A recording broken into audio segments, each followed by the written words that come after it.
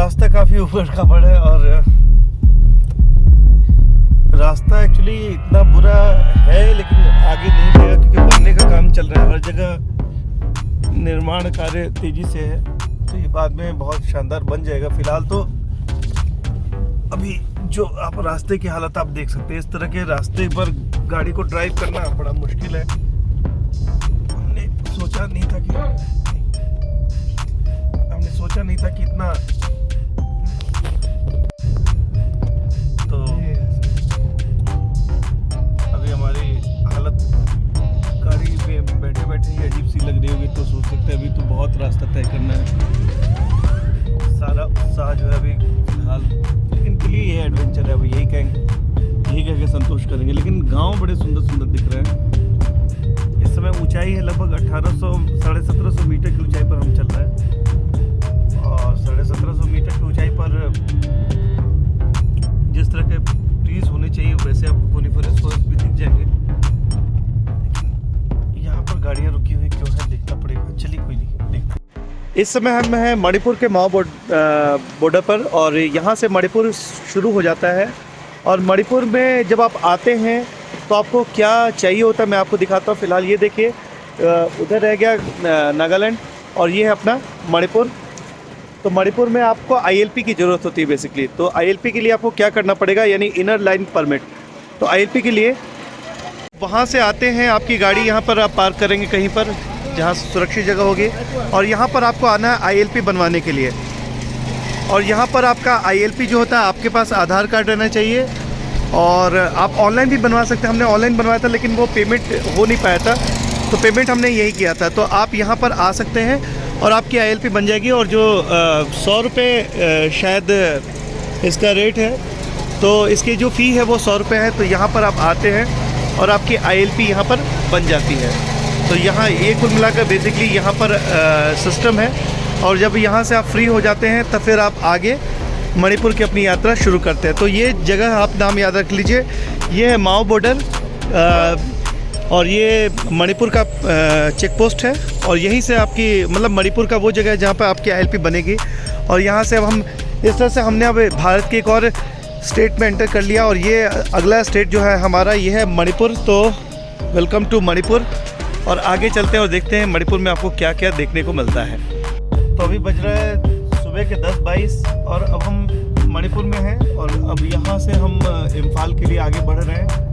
तो बस राजनीतिक सीमाएं बदल जाती हैं, पॉलिटिकल बाउंड्रीज बदल जाती हैं। बाकी जो ज्योग्राफिकल अगर बात करें फीचर्स तो वही है, उसी तरह के जो नागालैंड में आप देख रहे थे, जिस तरह के ट्रीज, जिस तरह का वेजिटेशन, जिस तरह की सड़क की स्थिति कोहिमा के बाद वैसा ही अभी भी है। हालांकि आगे देखते हैं क्या होता है।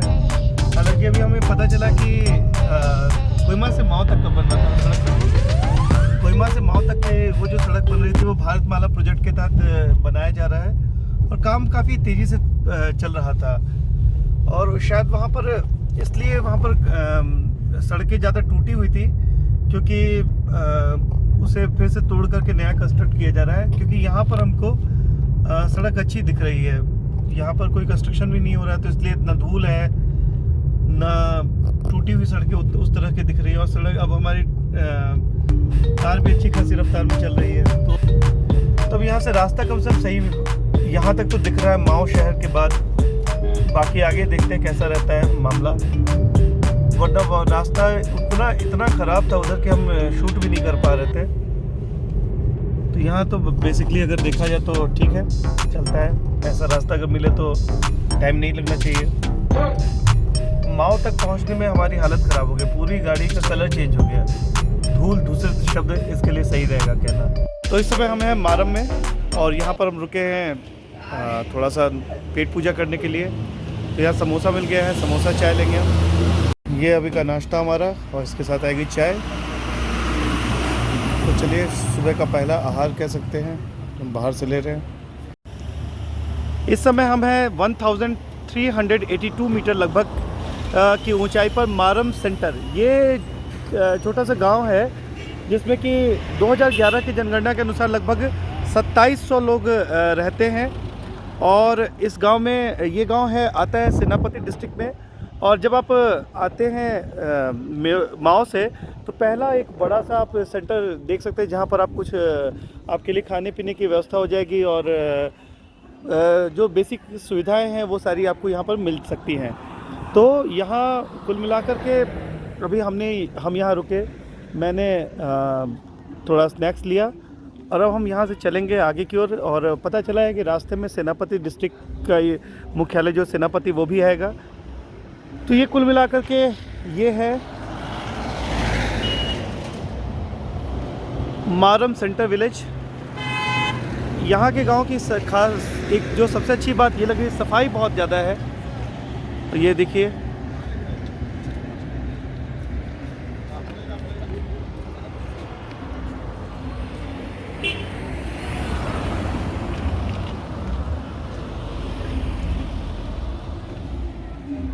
सुबह सुबह का वक्त है। शॉप्स यहाँ पर आप देख सकते हैं, जहाँ पे हमने गाड़ी पार्क किया वहाँ पर भी एक रेस्टोरेंट था और यहाँ पर भी आप रेस्टोरेंट देख सकते हैं, एपेटाइट होटल। इससे आपका पेट भर जाएगा, ऐसा नागा फूड हब उधर आपको दिख जाएगा। तो यहाँ पर कुल मिला करके आपके लिए अगर आप सुबह चले हैं कोहिमा से, तो कोहिमा से चले हैं तो रास्ते में अगर आप रुक गए तो ठीक है, नहीं तो यहाँ पर आपका बिल्कुल आपकी जो छोटी मोटी चीज़ें हैं, ज़रूरतें हैं, वो पूरी हो सकती हैं।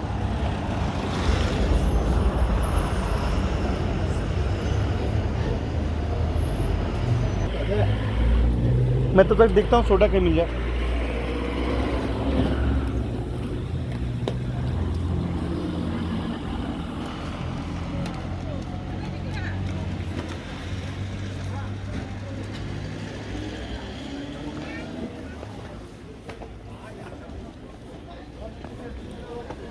ये सोडा होगा क्या? सोडा लिक्विड वाला कहाँ मिलेगा? ये सर मुश्किल है, इधर नहीं मिलेगा, पूरे मारम सेंटर में नहीं मिलेगा। अच्छा चलिए, अच्छा इसको मराम सेंटर कहते हैं, हम मारम बोल रहे थे। एक ही है मराम। अच्छा। ये भी मराम एरिया में आता है। अच्छा, मराम और मारम दोनों अलग अलग है क्या? अलग नहीं है, मराम ये पूरा सर्कल है। हाँ हाँ, ये सेंटर हो गया, वो बाजार हो गया। अच्छा अच्छा, मराम, ठीक है भाई। इस तरह की स्थिति के लिए तैयार है क्योंकि रास्ता भी बन रहा है, 4 लेन बनाने का काम चल रहा है और बहुत ही कई जगह आपको ऊबड़ खाबड़ रास्ते मिलेंगे। देखिए, काम तो बहुत तेज़ी से चल रहा है, लेकिन फिलहाल थोड़ा हमें सावधान होकर भी चलने की ज़रूरत होगी। और यहाँ से काफ़ी अच्छी रफ्तार हमें मिल रही है। अब यहाँ प्लेन एरिया टाइप का है, बीच में जब ऐसी सड़कें मिल रही हैं तो पूरा रास्ते का जायका बिगाड़ दे रही है। धूल, अचानक से इतनी धूल दिखने लगती है कि मैं क्या बताऊँ आपको। सड़कें इस तरह से टूटी मिलती है। तो ये एक्चुअली वही है, सड़क, यहाँ पर सड़क बनाने का काम भी चल रहा है, शायद इसलिए भी थोड़ी समस्या आ रही है। ये कोहरा नहीं है, धूल है। मुझे सख्त एलर्जी धूल से, चिढ़ होती है धूल से। तो पिछले 3.5 घंटे से लगातार हम ड्राइव कर रहे हैं, बीच में रुके भी नाश्ते के लिए। और अभी भी हमारा डेस्टिनेशन जो है वो 50 मिनट, 45 से 50 मिनट लगने वाला है, जो गूगल हमारा बता रहा है। तो मतलब नया है तो आपको अच्छा लगेगा, बाकी थकान होने का पूरा आपको खतरा तो है, क्योंकि रास्ता जगह जगह जो है वो टूटा हुआ है, बन रहा है। तो इसके तो परेशानियाँ तो बहुत आ रही हैं, लेकिन हर जर्नी का एक अपनी ही बात होती है। ये परेशानियाँ ही बाद में एक कहानी का रूप ले लेती है बाद में ना। आज जो हमारे लिए परेशानियाँ हैं, कल को वही कहानी बनेगी। वरना ना परेशानी हो ना कुछ हो तो फिर क्या। मेन हाईवे से उतर गए और गूगल ने एक नया रास्ता बताया। अब देखते हैं कितना ये सक्सेसफुल रहता है। कई बार गूगल फंसा भी देता है, लेकिन अभी देखते हैं। अभी तो ये कैसा रास्ता बताया गया है हमें। ये वो नदी थी जो हमारे साथ साथ चल रही थी। अभी भी हमें गूगल ये कह रहा है कि 26 मिनट 12 किलोमीटर बता रहा है और 26 मिनट हमें लगेंगे वहाँ पहुँचने में। इम्फाल में आपका स्वागत है। इम्फाल के ये आउटस्कर्ट्स में हमें लग रहा है कि समय हम गुजर रहे हैं और थोड़ी देर में हम पहुंचेंगे इम्फाल शहर में।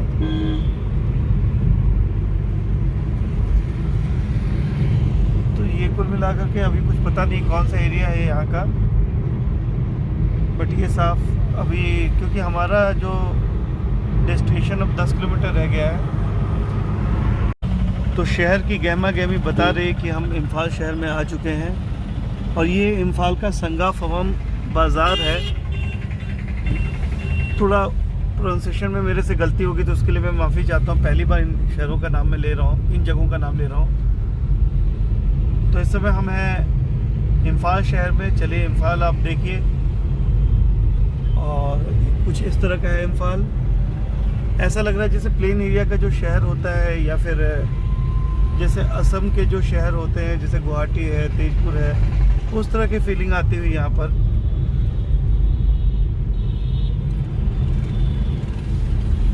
अभी हम इससे पहले वाले कैपिटल कोहिमा में थे, वो तो बिल्कुल हिली शहर था। लेकिन यहाँ आप देख सकते हैं ऑटो का चलना ही बताता है कि प्लेन एरिया है ये।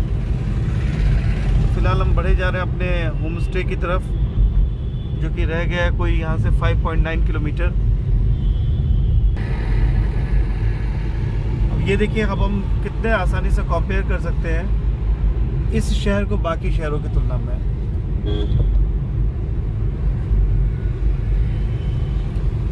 यहाँ पर ऐसा दूर दूर तक ऐसा कोई संकेत ही नहीं मिल रहा है कि कहीं आसपास पहाड़ भी है। चारों तरफ बस प्लेन फ्लैट लैंड, समतल सपाट भूमि। ये तो दिल्ली जैसे ही लग रहा है। हाँ, यहाँ तो दिल्ली जैसी फीलिंग आ रही है।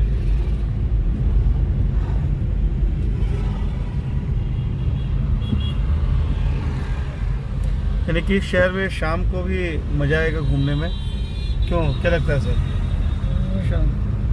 शाम को घूम सकते हैं, जो कल अब नहीं घूम पाए थे कल।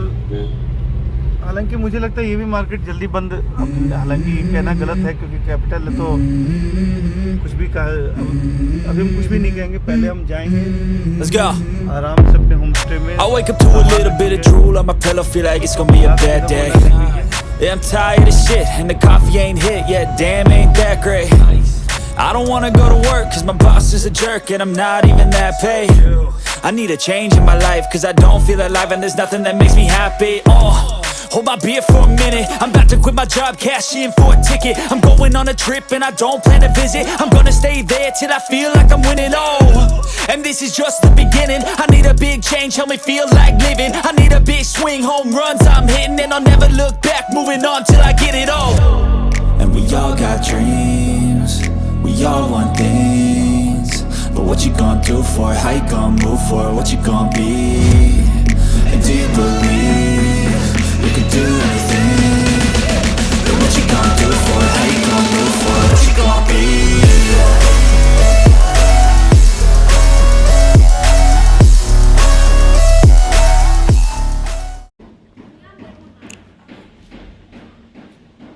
और 2:28 और इस समय मैं मणिपुर हाउस अपने होम स्टे में, और यहाँ गूगल बाबा हमको बिल्कुल सुरक्षित ले आए, कहीं कोई ज़्यादा परेशानी नहीं हुई। और अभी हमको करनी पड़ी अपनी गाड़ी को पार्क, और यहाँ हमारा स्वागत किया। What is your good name? So Mahesh भाई।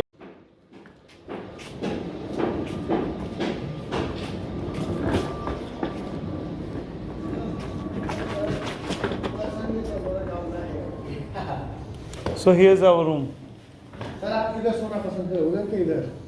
मैं इधर, अच्छा हम लोग, हाँ। मैं इधर लेता हूँ। तो ये हमारा रूम है। तो अब मैं बहुत बुरी तरह से थक गया हूँ। लगभग 4-5 घंटे से हमने गाड़ी में समय बिताया है, और अब मैं नहाने जाऊँगा, और नहाने के बाद थोड़ा आराम करूँगा, और फिर शाम को मैं घुमाऊँगा आपको इम्फाल शहर को अच्छे से। फ़िलहाल टाइम तो हमारे पास बहुत कम है और बहुत कुछ घूमना है, तो बस आज के लिए इस वीडियो को यहीं पे ख़त्म करना होगा। तो अगर आपको मेरा ये वीडियो पसंद आया तो इसे लाइक कीजिए, ज़्यादा से ज़्यादा लोगों में शेयर कीजिए, चैनल को सब्सक्राइब कीजिए, और कमेंट में कुछ अच्छी अच्छी बातें लिख दीजिए। Thank you very much.